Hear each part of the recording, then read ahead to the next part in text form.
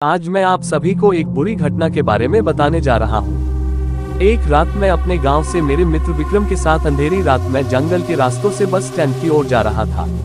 तो मेरे मित्र ने बोला कि मित्र इस जंगल से जल्दी जल्दी चलते हैं वरना समस्या खड़ी हो जाएगी। तो मैंने अपने मित्र से पूछा कि क्या बात है, तो वहाँ कुछ ना बोलकर बस चले ही जा रहा था।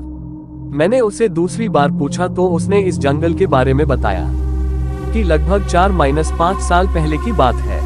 एक आदमी इन्हीं जंगल के रास्तों से रात को गुजर रहा था।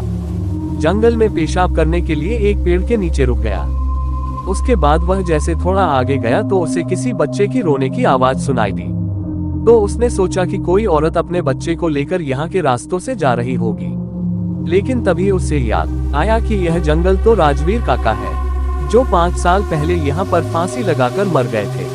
वह आदमी बहुत डर गया था और उसके दिमाग में गांव वाले लोगों की बातें याद आ रही थी कि रात के समय उस जंगल के रास्ते पर कोई भी बुलाए या फिर कुछ भी पूछे तो उसकी तरफ मत देखना और कुछ मत बोलना। ये सब सोचकर उसके पसीने छूटने लगे और वह जैसे जैसे आगे बढ़ रहा था तब बच्चे के रोने की आवाज तेज होती जा रही थी। तभी अचानक उसने देखा कि एक छोटा बच्चा पेड़ के नीचे रो रहा है। तो उससे उस बच्चे को रोता देखा नहीं गया, इसलिए उसने पीछे मुड़कर देख लिया और उस बच्चे को उठाकर चलने लगा।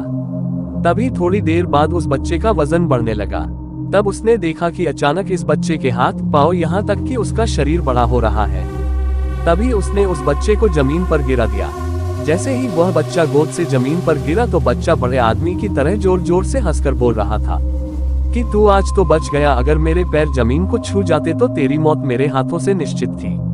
ये कहते ही वह बच्चा गायब हो गया। वह इंसान लड़खड़ाकर अपने घर कैसे तैसे पहुंचा और उसे जोर से बुखार आ गया था। 3-4 दिन बीतने के बाद उसने यह बात सारे गांव वालों को बताई। ये कहानी मैं विक्रम के मुंह से सुनकर जंगल के रास्ते से जल्दी जल्दी बस स्टैंड पर पहुंच गया।